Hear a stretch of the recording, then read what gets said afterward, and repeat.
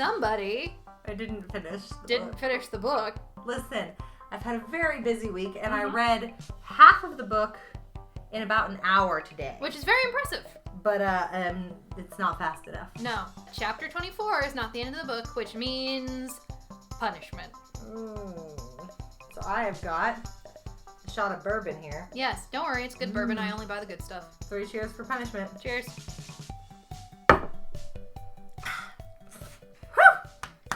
All right, let's do this. Welcome to This Is Lit, a podcast where we drink and talk about our favorite books. I'm Elizabeth. And I'm Casey. So raise a glass and let's get started. Okay, Liz. Yes.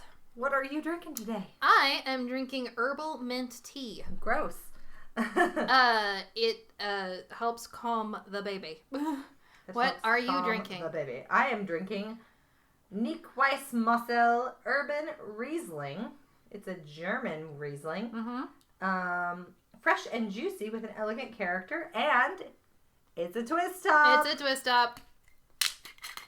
The description said very fruity, so that's why I picked it up. Well, and you're there's right. a bird on the bottle. I am a fruit, so. Well, you also like fruity flavored things. That's also true. Let's see how this is. Correlation is not causation. Ah, that's hella good. Can I smell it? Yeah. I love a German wine. I've discovered German wine is way too sweet for my taste. that I'm I would not like that. a big German wine drinker. Well, that's good to know for future references. Reds, I think I usually go Italian. But with whites, it seems like German is what I lean towards. So today we're discussing a book called The Everything Box by Richard Kadrey. Yes. It's the first book in the confusingly titled Another Coup Heist series. Oh, this is a series? Yeah. I Good mean, gravy. they're all like standalones. It's not a series like there's Okay. an overarching plot. Like each of them has Coop doing different stuff. But when I first read this book about 2 years ago, I picked it up because someone said, if you like Good Omens, you'll like this book. And they also said it's a heist book. And I'm like, I love heists. I love heists. I love Good Omen. I love Good Omens. Good Omens. Yeah, for those of you who don't know, when Casey showed up to my house today, I was in the middle of reading the Good Omens script book because this obsession will not stop. We are 2 months in and we have no interest in slowing down. No, we don't. But anyway, The Everything Box is part of the Coop Heist series. Yes. But the title of the series is Another Coop Heist, which was confusing the first time I read this because I thought it was not the first one. Yeah. But it is. And it is about a man named Charles Cooper. Yes. Goes by Coop. Who I kind of am in love with. He's in the business of, he's like a white-collar criminal. Yeah, he's a thief. But unlike white-collar criminals who steal a Van Gogh or a Picasso, Yeah. he tends to steal Magical artifacts. Because in this world, magic exists. Not everybody knows about it. Yes. But magic exists. And he has a special talent for it because he is not affected by magic. He's immune to magical effects. So Yes. curses and hexes don't work on him. So he's gotten into this business, and the book opens with him on a heist in this fancy mansion. Yes. Trying to open a safe, which actually turns out to be A dragon. a dragon's mouth. This very wealthy family keeps all of their riches inside the mouth Yes. of a dragon. And we discover he was hired to steal one particular thing. And Coop steals the one particular thing. There's a lot of other stuff in there, but he steals the one thing he was hired to steal. And he has help from a poltergeist named, hilariously, Phil Spector. Phil Spector. Spelled Spector, not Spector, like Yeah. the actual man. Who is his guy who like identifies the traps and stuff. He's his eyes. The eyes, the handyman, I think is what Yeah. they call him. He's this handyman, and he and Phil almost get away with it, but at the last To the second, point where he gets out to his escape car. And the this last is a place second- that has never been robbed before. at the last second, the police surround his car, and he finds out that his friend Morty, Has ratted out him. who is a flasher, which are Ratted people out on him. ratted him out. Ratted him out. Morty is a flasher. That's pregnancy brain. That's not alcohol. Is flasher is a terrible name for this thing. Terrible. But his job is to do locks. Yeah. He can magically open locks, and he got busted on something, and so he ratted Coop out in order to get in less trouble. And Yeah. so Coop is about to spend a decade in prison. Yeah, a decade in prison. And he's not very happy. That's how the book starts off, with him going to prison for a decade. And he's pretty unhappy. And then 18 months later... He gets out. Surprise, because surprise. Morty... Is it Morty or Monty? It's Morty, right? Morty. Morty has found a very wealthy man who Yes. is looking for someone like Coop for a very important heist. A very important heist. We should mention that I've said before this book is similar to Good Omens. Yes. And it is similar to Good Omens in tone, but also in the way that it's written. Instead of every chapter being third-person limited from Coop's point of view, chapters tend to switch it up. There is a chapter before we visit Coop in prison of an angel named Quaphael. Yes. 4,000 years ago, 4,000 BC, who is... he's a bit of a Nancy. He's an idiot. Yeah. He is come down to Earth after the Great Flood, Noah's Flood, and he is supposed to use a detonator device to destroy the world totally. A box. And he has lost it. Yeah, he loses it. And he goes, oh crap. And that's the first we hear of Oops. Quaphael. Is it pronounced Quaphael in the audiobook? There's no U. It's spelled, how's it spelled in the book? It's spelled Qaphiael. Phael. I think they called him Caphael, but I'm like, Caphael? that doesn't sound right. Because if it's technically Q without anything after it, there's not a sound for that because you're never supposed to include a Q without. So I wasn't sure if it was Quaphael or Caphael. Might be Caphael. Okay, let's go with Caphael. Let's go with that. So anyway, Caphael is one of the players that you see from their perspective. He is the angel of office supplies. The angel of office supplies, who was supposed to destroy the world, and that was supposed to be kind of a big promotion for him, but he's lost the device to do so back during the flood times. Yes. And then flash forward to Coop, who is a heist specialist. Has a heist go wrong. And then another character that we meet is the Stranger. Yes. The Stranger is a character who also appears to be looking for something. Yes. And everywhere the Stranger goes, devastation follows. Usually. The first time we see the Stranger is at a diner. Yes. And at the diner, the Stranger asks about Hollywood, asks about other restaurants, makes small talk with the waitress. Then he leaves the diner. And the whole thing blows up. And the entire place explodes. No survivors. And they blame it on a gas leak from an earthquake. Which also straightened out the river. Yes. Because he didn't like the river. He didn't like the river. Which is petty. Those are the main three characters that the point of view jumps between in chapters. Yeah, and Coop there's... is the main character we focus on. Yes. And then there's also Nelson and Bayless. Yes. Nelson and Bayless. Who are agents for the DOPS. DOPS. The Department of Peculiar Sciences. So basically they're like the Ghostbusters. They're like police for magical things. I believe that Cooper, when he gets arrested at the very beginning of the book, calls the police who arrest him abracadabrats. Yeah, abracadabrats. Abracadabrats, which are police who are aware of magic and magic users. And he goes to a magic user's prison. But he gets out a little less than 9 years early. Yeah. Because Monty... He gets out in 18 months because Monty has a job and told the guy who hired him that Coop would be perfect for the job. And the guy is very wealthy, Mr. Babylon. Yes. And so he can pull some strings.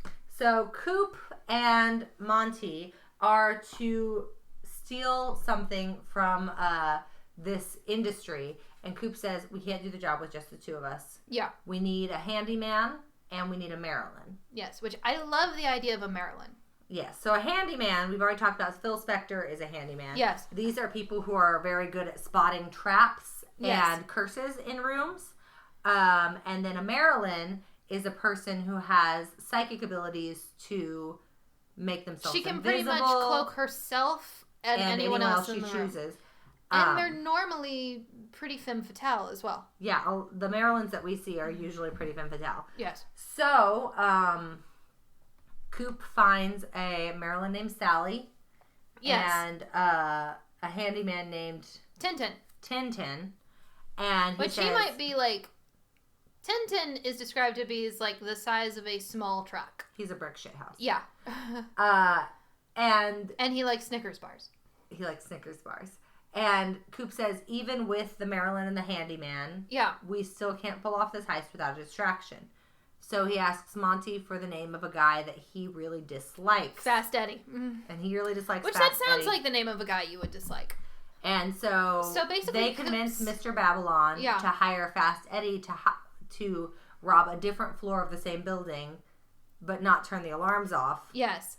Basically, so that they get caught. Coop's plan is to use this handyman and Mort and this Marilyn and himself to pull the actual heist, and he's going to use Fast Eddie and his team as a distraction so that way they can get in, get out what they need, and not be caught. But there's a cramp in this plan, and the cramp comes in the form of 2 doomsday cults. Yes. The Abadonians and the Caleximus. Caleximus. I was close. So the first cult we are introduced to is the Caleximus cult. Caleximus. And the Caleximus cult is a man, his wife, his son, and a bunch of other like random bake sale-y people who want to bring about the end of the world for their god Caleximus. Bake sales. Ugh.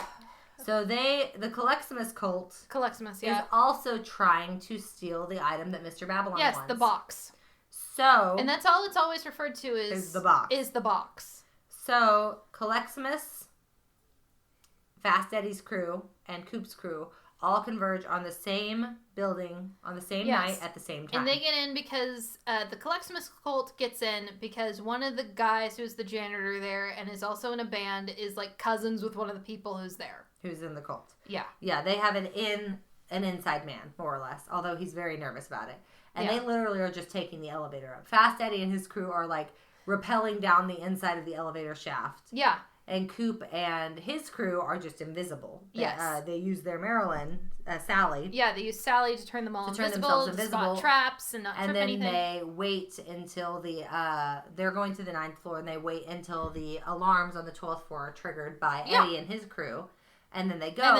And as they get the box, and they're on their way out when they run into the Caleximus cult. Yes. And the entire cult is there, so like 12 people, like a dozen people. And there's a bunch And they hear the alarms go off, and they start running around like scared chickens with their heads cut off. And there's a bunch of chaos, and Coop and his buddies release these cricket things. Yeah, crickets. They're like these magical crickets that will eat anything, but especially anything electric. And they use that to get out, so Coop and his friends successfully escape with the box. Yes, but Fast Eddie spots them before they can get out. Fast Eddie does spot them before they get out, and he says Coop's name out loud, so even though Caleximus doesn't know who he is, they know Coop is it. And then the cult that follows Abaddon. Yes. Is the other cult. They're like rivals with They're Caleximus. a rival cult. It's kind of... And they've been having problems. To use a very Midwest analogy, it's the Methodists and the Baptists. So they've been having problems because they had one of their acolytes, Frank. Yeah. Has been exploded. Yeah, Frank has been exploded, and he's also been stealing sacred artifacts. He's been stealing their sacred artifacts and selling them. Which has led to his explosion. The cult does not know how he was exploded, but we see in an earlier chapter, Raphael comes believing that Frank has this doomsday box that he lost back at the flood, and he goes to Frank, and then Frank gives him some cheap made in Japan hinged box. Because he gives him like this whole spiel about like visiting Tibet and all this going up into the mountains and having a spirit journey. And Raphael does not believe him. And Raphael, who is an angel. And who is not very fair-tempered. And who misses... He misses heaven and his home. friends, particularly Raphael. And he, in frustration, blows up Frank. Which I understand. He feels like he's... Do you understand? Well, no. He blows up Frank, which I understand. I get it. I, too, would have blown up Frank. Okay. Fuck Frank, okay, right? Wait till your hormones are raging and tell me you don't want to explode at least one person a day. 2, don't explode anybody, please. Don't do it. I'm telling you right now, don't do it. There are better ways. Like going home and eating cookies. 2, what I meant was like, I understand that Raphael is like really upset and he just wants to go home. I understand he misses his family and he wants to go home. However, that is no excuse for blowing somebody up. But blow somebody up, he does. Yes. So the Abadonians Abadonians. The fish and chips place. The Abadonians, which are under a fish and chip shop, who have rented a room underneath the fish and chip shop, which is owned by the head Abadonian. Dark High Lord. Whatever. Who has back problems and watches The Price is Right. They believe that the Calexians? I've lost it again already. Why can't... Caleximus people? The Caleximus cult is the one who exploded Frank. Yes. So, you can see how this is very similar to Good Omens because it has a bunch of different narrative threads going. Yes. And they don't know it, but as a reader, you see all the narrative threads, you can see how they're all slowly converging upon each other, and at the end that they're all going to come together. And both of these doomsday cults are very bad at being doomsday cults. Yeah, one of them is basically like the PTA bake sale, and the other one is a really broke, fat, old divorcee and a couple of dudes who need something to do on the weekend. He's like Shadwell. Yeah, he's like Shadwell. In Good Omens. I keep bringing it back to Good Omens, but literally that's why I read this book, and it's why I recommend it to Liz, because when I read it 2 years ago, I really enjoyed it because of that flavor. Can I just say that with Coop and the DOPS and the Marylands and all that, this book reminds me more of the Quincy Harker series by John G. Harkness than it does Good Omens. Which you've been trying to get me to read for a long time. Yes. It is very similar to Good Omens in the narrative threads and in the like apocalyptic, but it's got religious aspects. It's got that kind of grittiness of a detective noir that I really enjoy. Yes, and it all takes place in and around LA. Yes, by the way. So anyway, Coop has gotten the box. Yes, he has given it to Mr. Babylon, and he has received his share of $300,000, which is something like $75,000. He's got $75,000. He goes shopping. He comes out of the store. He likes having the Pretty Woman moment of people being like, and then he has all this money. Cash. Can you imagine being at a JCPenney and then some guy just pulls out like a wad of $100 bills to pay you for his suits? Can you imagine, like, I don't know, being in like the Coach store and this woman who looks like she's homeless comes in and wants a bag. I can't imagine being in the Coach store. Like, you've lost me already. Okay, all right, yeah. I'm too poor for that. The first time I ever went into a White House black market was with you. And it was for wedding clothes. I will never go back into a White House black market because I'm trailer trash. Anyway. I was going to say, the upscale retailer you think of as Penny's? Yeah. Paul used to work there. I'm trailer trash. I'm poor. I'm not having a fancy baby open house. I was going to say, I'm poor. And then there's my grandmother who, as soon as she found out I was having a baby, went to Von Mar and bought everything. To Von Mar? Von Mar. I've never been in Von Mar either. Me neither. Where was I the other day? I walked in a store and I immediately just turned around and walked out because all the sales associates were like, "You garbage." I was like, "Goodbye." Bye-bye. Anyways, so Coop goes shopping and it's somewhere fancier than a JCPenney. Sorry. JCPenney is fancy. There's nothing wrong with JCPenney. That sounded so passive. There's nothing wrong with JCPenney, Casey, honey. It's fine. Wow. Anyway, he goes and buys some $300 shoes, all this shit, and $3,000 shoes. $500 shoes. I don't know. He goes and buys shoes. I would never buy a pair of shoes that cost more than $20. Yeah. Except for my wedding shoes. My wedding has been my opportunity to buy things that are more expensive than I would. I'll pay damn good money for boots because then they'll last you a long time. I got my boots on Amazon for $20. I've been wearing them for 4 years. Wow, I'm proud of you. I'm a pragmatic shopper. Anyway, Coop goes shopping, buys all this nice new clothes, walks out of the store, and is immediately gets kidnapped at gunpoint. He's kidnapped at gunpoint and blindfolded by Nelson and Bayless. Yeah, Nelson and Bayless.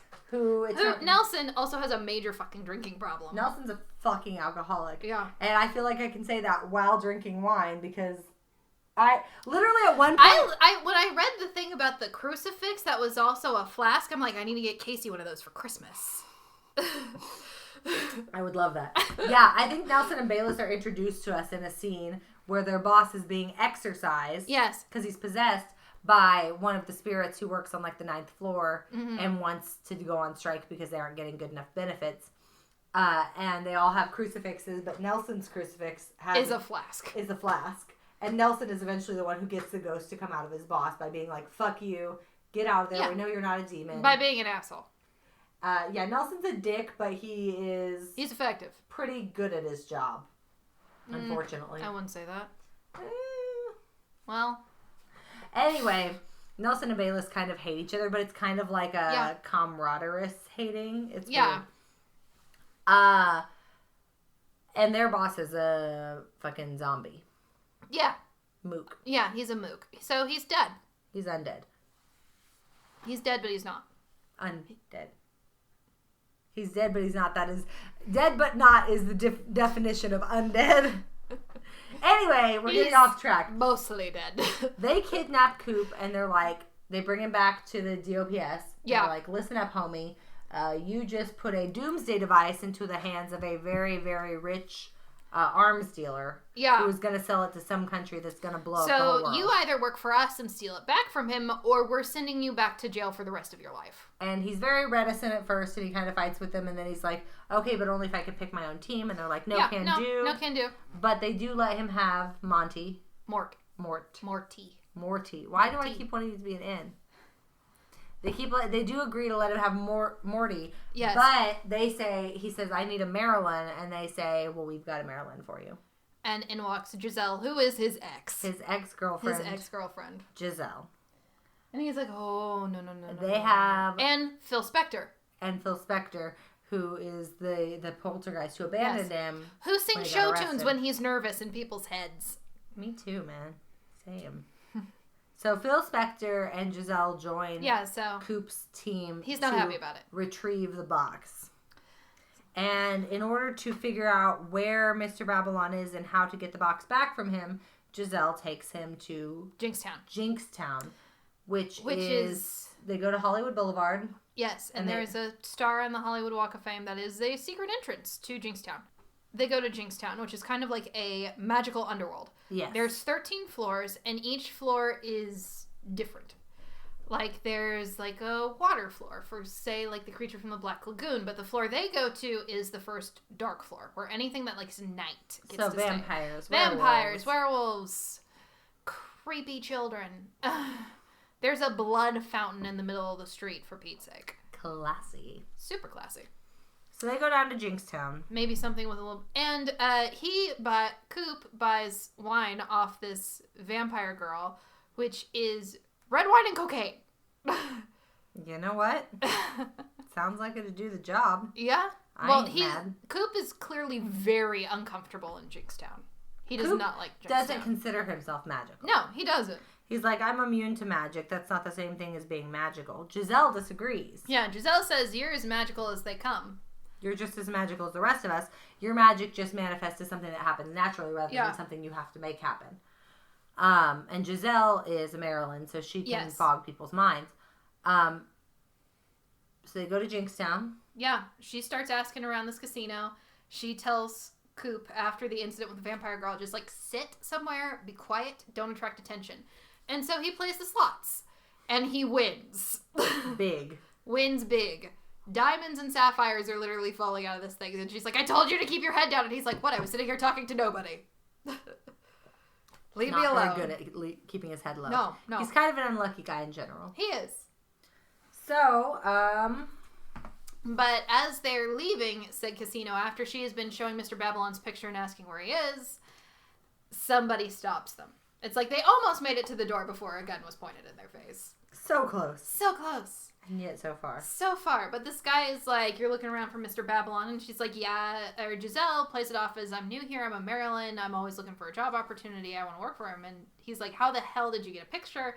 Anyway, this guy gets antsy and tries to shoot Giselle with a gun, a magical gun that turns your bones to mush and slowly eats you alive. Mr. Babylon actually used one like this on Coop whenever he first hired Coop for the job. It liquefies any matter that it comes into contact with, and he didn't believe Coop was immune to magic. So he was like, I want to shoot you with this gun. And Coop said, if you give me $1,000, you can do it. Yeah. And he did, and it did not work. And so Coop takes this shot for Giselle, and in order to cause a distraction to get the hell out of the casino, he's just like, hey, this is just anybody's, and starts throwing his winnings in the air. Mm-hmm. And, like, people just swamp it, so that way he gets out, they run out of Jinkstown. But as they're running out of Jinkstown, the son of the leader of the Jerry. Colleximus. Jerry got trampled back at the heist. Yes, and he has broken ribs. He has been put on bake sale duty with his mother, Susie. Yeah. And he doesn't want to be on bake sale duty. He wants to help. And so he goes to Jinkstown and runs into some vampires. Little girl vampires who try to eat him, which is the creepiest thing. But while he's in Jinkstown, he spots Coop and Giselle and follows them. Yep. Because he remembered the name Coop from whenever they were in the heist. Yeah, and he recognizes Coop, so he follows him, and they drop Coop off somewhere, or they're in their car or something like that. They go to a canyon, don't they? Yeah, they go to try and find... To Laurel Canyon. Yeah, they find Mr. Babylon's address. Mm-hmm. And they're down kind of, scoping out the scene. Yeah, and this place is covered in wards. There's no way to get in. This massive house on the top of a hill in the middle of the desert, just covered in wards. Yeah, there's no way to get into this place. And so they end up going back to headquarters. It's called the White House, isn't it? Yeah, something like that. And they end up going back to headquarters to plan, and Giselle goes home, and Jerry follows Giselle home, so he knows where Giselle lives. Mm-hmm. Which, they're very bad spies if they do not spot a bright yellow Mini Coupe following them. Just saying. Yeah. Very bad spies. Very bad spies. I notice if a truck follows me for 5 miles down the highway. Ugh. Yeah, same. But, so they end up going back to DOPS and planning with Bayless and Nelson? Newton? Bayless and Nelson. Nelson. I had it right. They start planning with Bayless and Nelson. And Coop basically says this place, you can't get into this place. And so they form a plan. Yes. With what to do. Which is to dig underneath the house. Yes. Dig underneath the house and come up through the stores. So what they do is Giselle and Bayless meet Mr. Babylon and act like they're buyers for this box. So they keep him out all night while Coop, Morty, and Phil break in. Right. And it's harrowing. There's giant spiders. There's false traps. You are jumping so far ahead, though. Yeah. Because there's a bunch of stuff that happens in between. They discuss it. Yeah. And then we have another chapter with the stranger. Oh, God. Yeah, I forgot At that. the Golden Gate Bridge. I forgot about that. Yeah. The stranger shows up at the Golden Gate Bridge and is just kind of like following along through there. He's disappointed nobody tries to commit suicide while he's there. He's very creepy. He is creepy. And this is when I started... This second one is when I started suspecting who he was. Well, this is the third one. Or the because third one? we didn't even mention whenever he was riding with the truck driver. That's true. The 18-wheeler. Yeah, when he was sitting on top of that crash eating a sandwich, I'm like, I think I know who this is. Yeah, so he is wandering through San Francisco. And he runs into a cop. Yeah. And a drum circle. And a in drum San circle Francisco. in San Francisco. And he says everybody has to send him being boring. Yes. And he's like, the drum circle people are not boring. They're just misguided. Ugh. Right. And then Market Street collapses. Yeah. Collapses. The whole street cracks open on a fault line. Isn't that also, too, when he fixes that girl's balloon animal? Mm-hmm. And it becomes like an actual dog? Not yet. Okay. He cracks open the street, and people start collapsing down, and he just keeps walking. Just walks through San Francisco while Market Street, which is one of the busiest streets in San Francisco, collapses on a fault line that no one knew of. Yeah. And into the ground. And then we jump back to... Cooper, who's mid-heist. The Abaddonist clan. Oh, yeah, we do. You really want to get into the heist. I like the heist. That's my favorite part. The Dark High Magister is meeting with an adept and an acolyte. Yes. Again. And they talk about how their rivalry with the Caleximus clan, and they're trying to get the box, and they're having a bake sale, and we need to, put them in their place. Mm-hmm. Kind of This is actually the part where they mentioned fucking Donald Trump. Good God. Well, we know it is the end times. They're talking about, because this book was written in 2013. I don't know. It's one of those real unfortunate things. 2016. Well, Donald Trump was a public figure before he was president. So Donald Trump has been a public figure since the early 90s at the least. But it's like you don't realize it until he pops up everywhere. And like in here, like the magister's like, how much money did you get? And they're like, $106.83. He's like, it doesn't put us up there with Donald Trump, but it's better than nothing. Yes, because the Abaddonians crashed the bake sale. The bake sale, the Caleximus bake sale, and started stomping on people and like causing crazy shit to happen. That's their turf war, is they're crashing bake sales. Great doomsday cult tactic. But they did find out the name of Coop, and that he is the last person who is known to have had the box. Yes. So now they are also looking for Coop. Yes, they are now also looking for Coop and the box. Two different doomsday cults are looking for Coop. Yes. And so is an angel and this stranger. We don't really know what he's looking for yet. No, he's just a wandering. But based on previous experience. Based on like just common sense and context clues, you assume he's also looking for the box. So then we jump back to Giselle and Bayless, who are out drinking with Mr. Babylon. Mr. Babylon, who are the distraction. So this is back where I was at. Yes. So Giselle and Bayless are... they're acting as buyers for the box. They're in Jinxtown.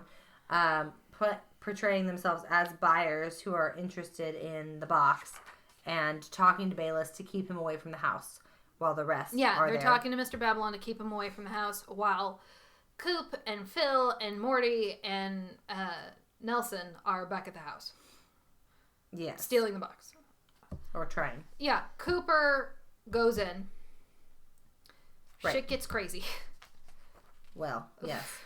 There's a road crew digging up the street, is what it looks like. Yes, it looks like they're a road crew digging up the street. But what they really got is one of those things with the spirally on the end. Yeah, they dig down. To go under the house because it's the only way they can figure out to get inside. Yeah. And so they go under the house, through the pipe, and basically if they do not do this job in 2 hours, Nelson says he's going to explode all of them with a missile. Which, who can know if that's true or not? Yeah. Nelson's so full of his Nelson's a dick. Nelson is a dick. And so Coop goes in, and things seem relatively normal, but Phil spots like a ton of traps. Mm-hmm. And some of these traps are so well hidden that Phil can't see some of them. Yeah, sometimes. The house is completely trapped, and Phil is freaking out the whole time. Yeah. But also nagging Coop about his relationship with Giselle. With Giselle, yeah. Because he wants to be his therapist. Yeah. So they go through the house, and there's a lot of pages describing them going through the heist. Yes. It's really well written. It's very hard to describe in a... There's disappearing floors, massive spiders. Yeah. Hanging off wall sconces, jumping between swinging pendulums of doom. A floating safe. Yeah, it's Coop screamed and jumped, or jumped and screamed. Later, he was never entirely sure what happened, beyond the fact that his body did something explosive, and he didn't die. And things get so dramatic that Phil passes out. Phil passes out in his head. Yeah. And then they've got Morty on the radio. Yeah. Anyway, Coop does get out with the box. And they get to the missile, and Morty is in there, and he's just like, don't worry, it's going to be fine. Give me a fucking Xanax. And they get back at 1:58 and 2 minutes before. 2 minutes before, and Coop tells Nelson, he's like, hey, turn off the timer. And Nelson's like, are you kidding me? I wasn't really going to blow you up. And Cooper's like, oh, okay, thanks. So we were stressing about this for fucking nothing. And he turns around and punches Nelson in the face. He's like, okay, I feel better. How about that Xanax? Yeah. So, he thanks Giselle for keeping Babylon out of the way. And he turns in his box and, quote unquote, his equipment and tells people, he's like, look, I'm done. This was our deal. They're like, well, we want to offer you a full-time job here at DOPS. And he's like, great. No, thank you. Bye-bye. Yeah. He says he doesn't, and he leaves.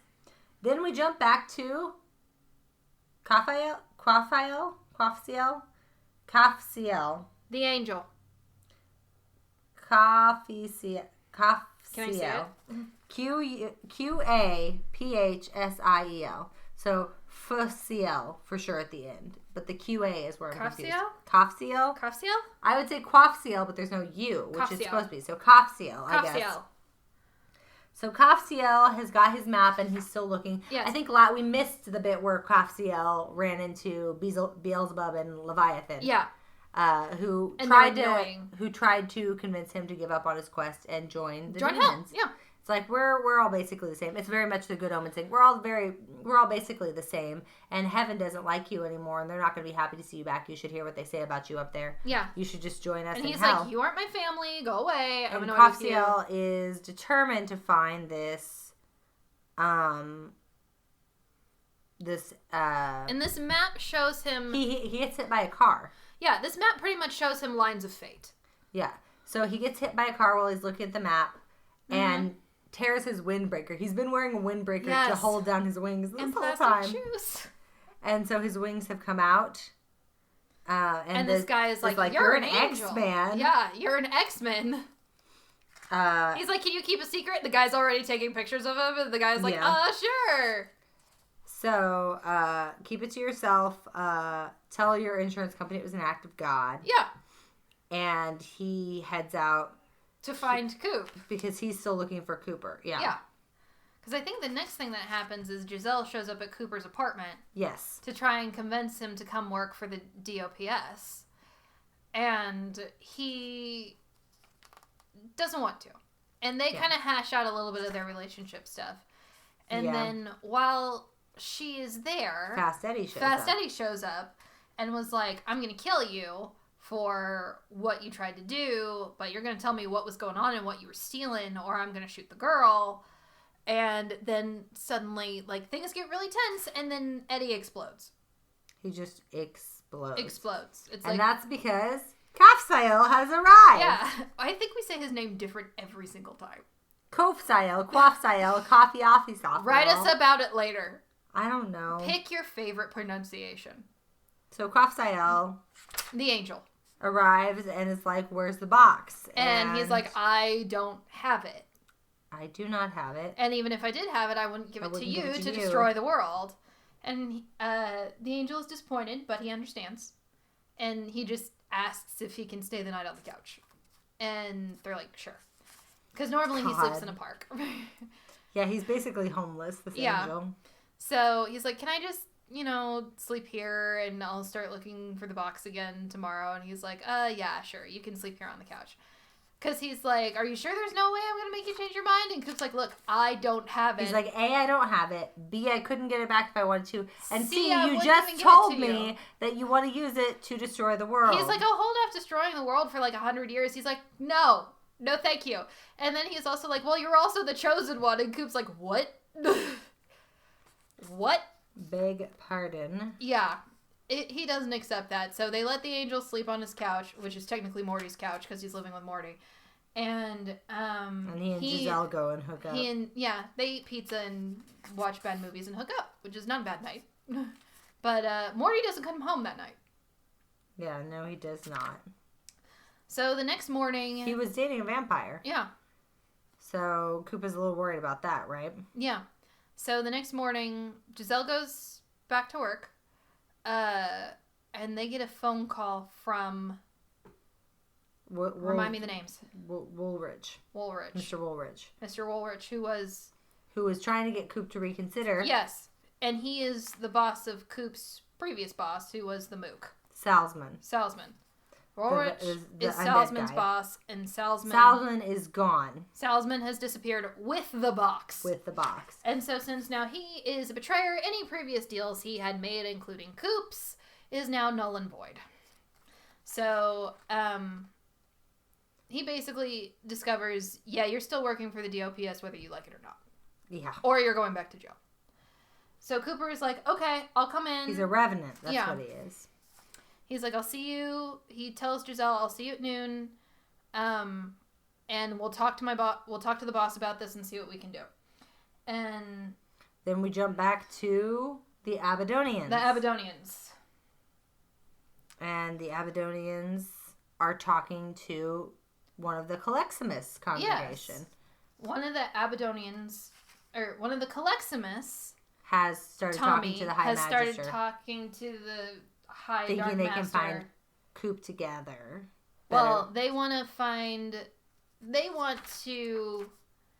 I don't think it's they want to find Coop. I think it's they want to, hedge their bets. More or less. Yeah, more or less. And so they basically are portraying their cult for another cult and blah, blah, blah. So they're feeding the Abadonians information about Cooper and Coop's girl. And they're like, okay, well, we're going to stake out her place. And when she comes back, we're going to grab her and blackmail Coop to get the box back. And the Abadonian leader, for some reason, thinks Tommy is a Carol. Because they tried to code name and it didn't work. This is just... It's a whole the thing. humans are a mess in this book. Yeah, a lot of it is banter that's like really funny but hard to explain. Yeah. These humans are a hot mess in this book. Like, things go wrong because somebody sends somebody out for Arby's fries. So Coop ends up with a man named Mr. Lemmy. Yes, Coop is on his way to the DOPS and gets kidnapped again. By a Mr. Lemmy who seems to know what's happened to Morty. Yes, who says, hey, we have Morty, you have the box. You stole it from Mr. Babylon, we want it back. And he's like, I don't have it. Yeah, and they're like, you have 48 hours to get the box back if you ever want to see Morty again. And so he is released and he talks to Giselle. The conversation, this is a funny conversation. Yes. Where are you? She says. You're late, Mr. Woolworth's just waiting. That's what I was calling to tell you, that I was going to be late. No, you already are late. Really? It didn't seem like that long. What didn't? My sort of kidnapping. You were sort of kidnapped? Yeah, but the shitty part is that Morty was officially kidnapped. By who? Mobsters, bad guys, thumb breakers. Did they give you a reason? Same as everybody else. They want the box. So it just keeps getting worse. It keeps getting more convoluted and more crazy. And Coop, the thing that I love about Coop is he never loses his dashing charm through this whole thing. He never really loses his cool. He's like frustrated, but he's like, might as well. He loses his cool once when he's walking somewhere, and this lady asks him for a store so that way she could get a dog bag, and he's like, "Are you gonna kidnap me too?" Yeah, which is valid. I don't want any trouble, he said, still ready to bolt. The woman gave him a puzzled look. A store. My dog's got to take a dump, and I need some plastic bags to get it. And he's like. He kept looking, trying to figure out if this was another ruse. What if it was an attack corgi? That didn't really make sense. Even with a jetpack, the best the dog could do was nip at his knees. I like Coop looked back at the woman, realizing he was breathing too fast and sweating. Can we please breed an army of attack corgis with jetpacks? I would pay somebody money for that. That sounds awesome. Coop is having a rough week. Yeah, he's having a real rough week. And he just got out of prison, so that's saying a lot. Yeah. So they go back. He gets back to DOPS headquarters. And essentially joins up. Yeah, joins up. So fills out the official paperwork. He says, Morty's the closest thing I've got left to a friend. Yeah. So. And he tells Giselle about Morty being kidnapped. And what they're going to do, because they need to find the box that the Mook ran off with. And Nelson's being a dick as per usual. And... he thinks, doesn't Bayless think there's a safe in the microwave oven? Bayless thinks there's a safe in the microwave oven that she saw... As a transdimensional portal. As a transdimensional portal that she saw Salzman use. Salzman? That she saw Salzman use. And so she's like, I think he never took it away, so we should get it. And they're like, okay, well, we'll meet back here at 10 p.m. Because Coop is like, I need to get my gear. and Giselle's like, I need to go wash off this. I need to go, like, change clothes and take a out of my bath. walk of shame outfit. And so she goes home. And Coop goes to get his stuff, and then we jump back to the Caleximus cult, who see Giselle go home and decide, let's grab her. Arby's. This is the Arby's situation. So they are... Tommy had to pee, so they sent him to Arby's to get fries and pee. And they see Giselle show up in her car, and they decide to just ram her. Yeah. They kidnap her. Yeah, because she's unconscious, and they leave Tommy. And Coop gets a phone call from her phone. Yeah. And it is Steve, the high leader of the Caleximus cult. And he's like, hello, I've kidnapped your girlfriend. We want the box. And he's like, I don't have the box. And well, where is it? Someone else has it. I can get it back, but it'll take some time. Yeah, he's like, it'll take 72 hours. 72 hours. And they're like, that's too long. And he's like, how about 48? The soonest I can get it is 48. And so now he's like, okay, I have the same deadline. 48 is a long time. It's not like they're selling these things at IKEA. If you want the box, it's going to take 48 hours. Yeah. Okay, said the man's voice. You have 48 hours and don't even dream about trying anything cute, or you know what. Yeah, you're going to do something even dumber than the other guy. No, we won't. Right, how could you be dumber than that? I mean, we're going to kill her, tough guy. No, you won't, because if you hurt her, you're never going to see the box. Yeah. The man's voice suddenly sounded far away, like he had a hand over the phone. What? The keys to the bathroom are in my desk drawer, he said. Yeah, the humans are a hot mess in this book. Then his voice went back to normal. Did you say something? I'll call you when I get it. Yeah, and he hangs up on him, and Steve is like, I can't believe the bastard hung up on me. And it's like, dude, you kidnapped his girlfriend. Of course he's pissed. And so now Coop is like, I have no idea what's going on. Everybody wants this goddamn box, and nobody knows precisely what it is. So this is almost like Pandora's box. You don't know what's in it, and you don't want to open it. And then Jerry tries to tell his dad about Jinkstown. Yeah. And they're like, there's no such thing as magic, which is interesting because they're a doomsday cult. Right. But nobody believes Jerry. And so what Coop does is he goes to Bayless. And they want to get the box back. Yeah, and so he goes to Bayless to get the box, and he does not tell her about Giselle or Morty. And he just says, Giselle will be along in a minute. And they hack the microwave in the break room. Yeah, they keep beeping the keypad. Yeah. And they open it. And there is a green folder. Fucking green folders. Green folders. Green fucking folders. There's a green folder in it, which Coop takes, and the box, which he takes, and a revolver, which he leaves. Yeah. And so then he's like, okay, we have the box. And then, since they get through this... And then he tells her that Morty and Giselle have been kidnapped. He decides to trust Bayless. Yeah. You've got to trust me. You've got to work with me. And she says, only if you take me with you. Yep. And he's like, okay, let's do it. And then, what happens? So then we go back to the Caleximus cult. No. The Aberdonian cult. The Aberdonian cult. With a phone call from the Caleximus kid. Coral Snake. Carol, who is Tommy. And they say, we've got the box. It's going to be delivered here. And so the Aberdonian is like, okay, prepare Fluffy. All right. Which we're like, whatever okay. that means. Whatever. Prepare Thaw Fluffy. out Fluffy. Thaw out Fluffy. And keep him hungry. Then we jump to Salzman. Yes. Who's staying in a fancy hotel. Who is trying to sell the box to a Russian. To sell the box to some Russian. 10 robot bodyguards. Yep. And he doesn't have it with him. Technically, it's No. not on this earth. That way you can't kill me. Otherwise, you'll never find it. Exactly. I mean, he's already dead, but You anyway. can't kill me twice. And so he's trying to sell the box to them. And it seems to be going well. Yeah. Until... And then the stranger reaches Los Angeles. The stranger reaches LA.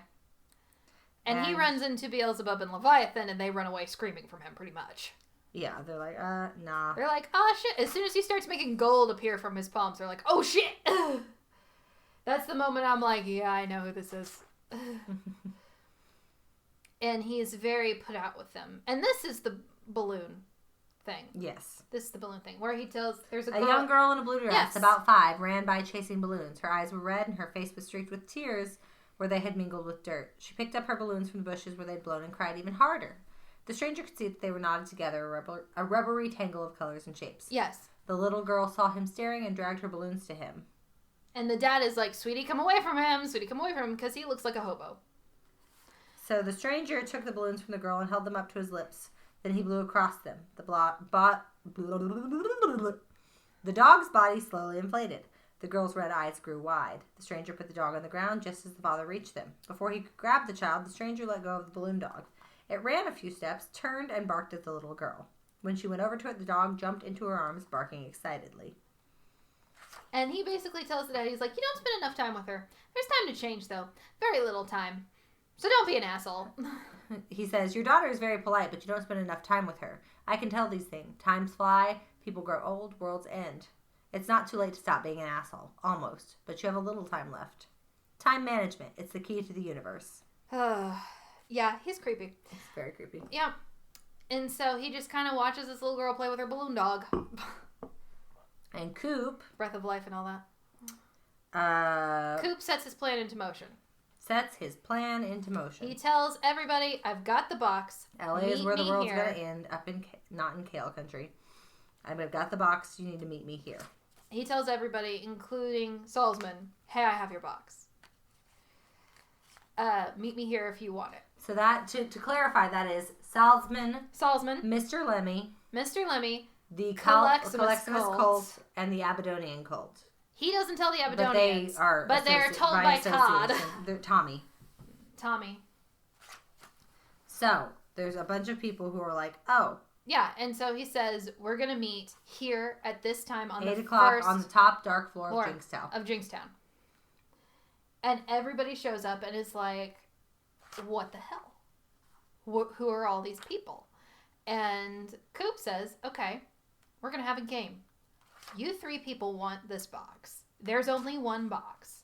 I'm going to text you each a clue to where we hid it. We don't have it right now, but I'm going to text you each a clue to where we hid it. And if you find it, you get it. I would get your phones out because I'm about to text you a clue. Meanwhile, Kofsael is still looking. Kofsael is still looking for the box. And his map isn't working anymore. Yeah, his map isn't working anymore. So he figures he's just got to watch and wait. Yeah. And so Coop, Sally, and Bayless go to Jinkstown. Yes. Text out their clues. And so he uses Sally to save Morty. To disappear her. And then he gets Giselle. So he rescues his friends as these crazy people are running around trying to find this box. Right. And so, Salzman ends up in the blood fountain. The Caleximus cult brings their boar. On a leash. And then in the middle of all this, the Aberdonians show up with Fluffy, who is a floating poisonous fish? I guess. That... Oh my god, this is insane. Okay, let me see. It's a pink pufferfish. Sort of. Behold the wrath of Abaddon, the Magister yelled. He reared back to throw the plasma, waiting for the boar to get close enough to see its demon eyes. And then his back went out. Yeah. He crumpled over and dropped the plasma on his foot. Shit, shit, shit, he yelled, hopping and cursing as the air around him lightened and the water at his feet dried up. Adept 6, he yelled, hold me so I can smite this son of a bitch with a new spell.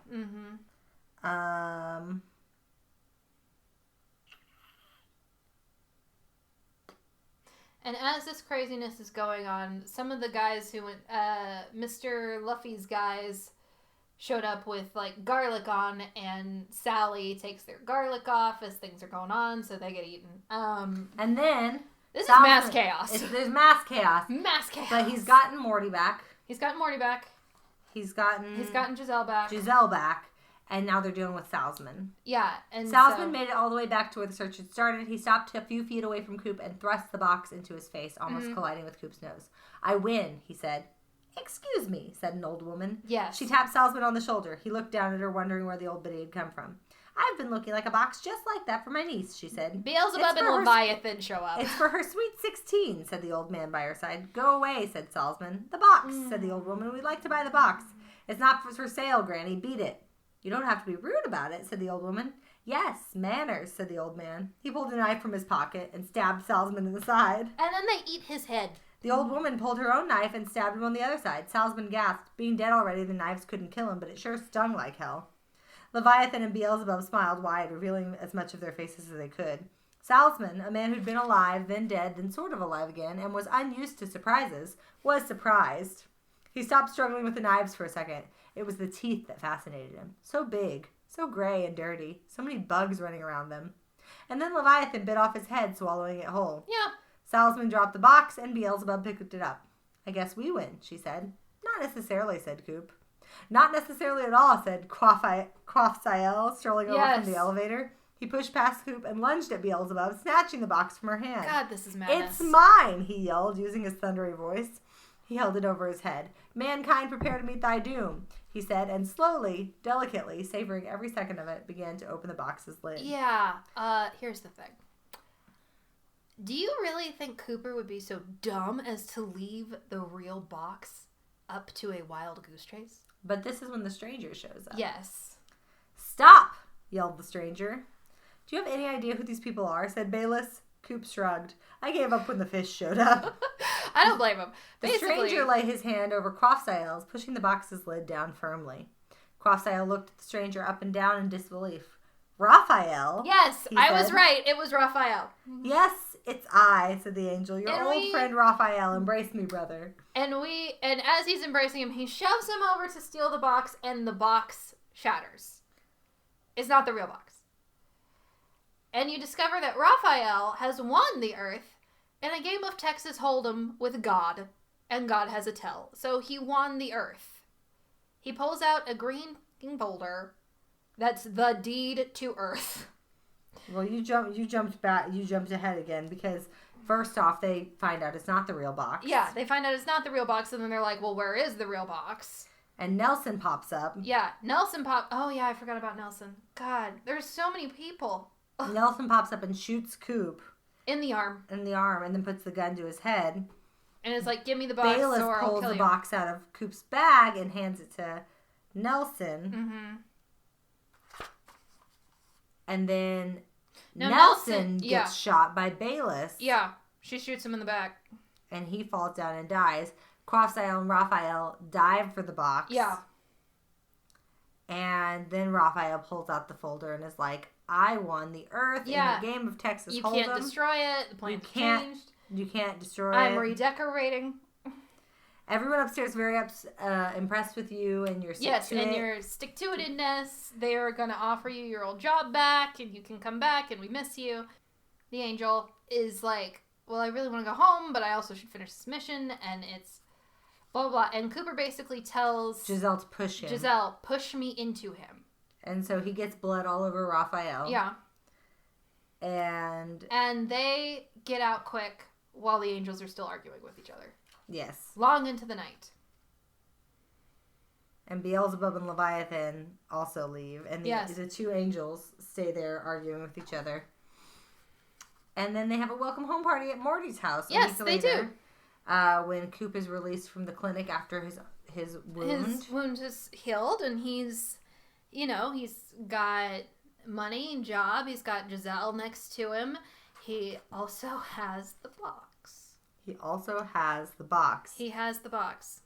And do you want to tell us how he managed to do that? He's a thief, darling.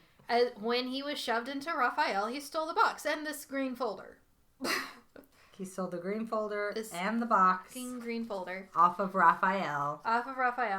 And then they walked out the door. Yep, with it. That's all it took. And so they're sitting there and they're like, whosoever holds this deed, that's you, Coop. That's not just angels. You own the world. And he's like, yeah. And they burn it. Yeah, they're like, the deed wasn't in Raphael's pocket when he was called back to heaven. No, it wasn't. And the angels came by to say goodbye. I'm going home. Thank you for all your help. the box has been lost for some reason, and we can't find the deed. And so everyone now is looking for this quote-unquote deed to the earth that no longer exists. Because Coop destroyed it. Because Coop had it and he destroyed it.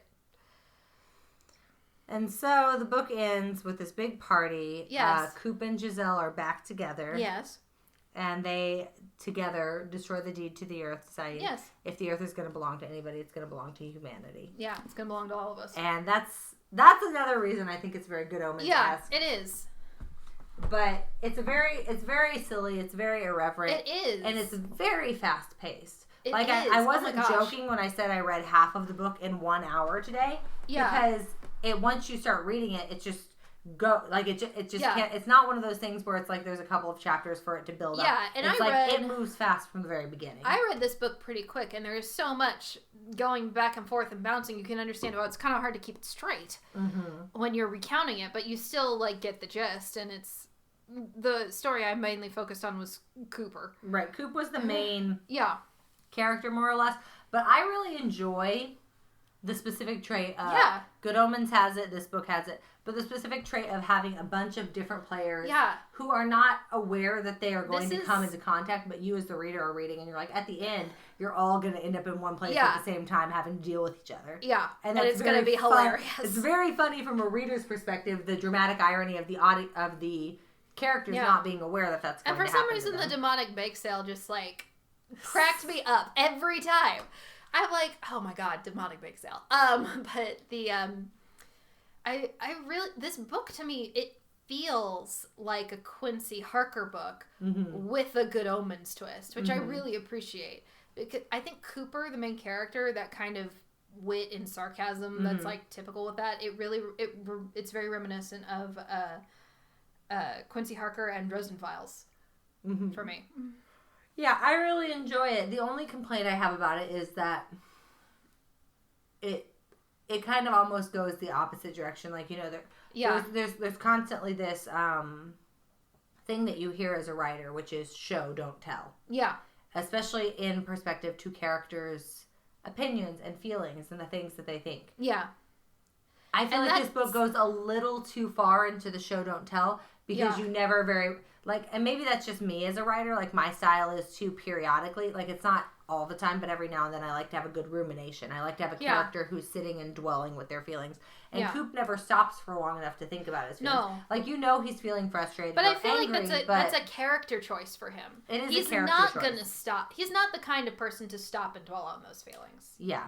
So it just seems like they do want to show so badly that they never tell us. Yeah, I feel like Giselle is one of those characters that would dwell on her feelings, but I don't feel like Cooper is one of those. Yeah.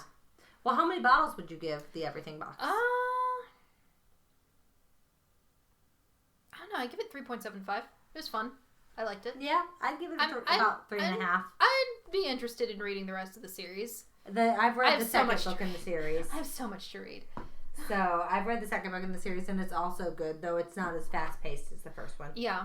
Because this one, I'm like, okay, we did a heist at the beginning, and then we did a heist for the box out of the corporation, and then we did a heist for Mr. Babylon, and then we did another. We've done 3 heists in this book. Yeah. But I do enjoy a good heist book. Yeah, it's a lot of fun. So that you heard it here first. Yeah. That's what, I guess 3 2/3 bottles of wine.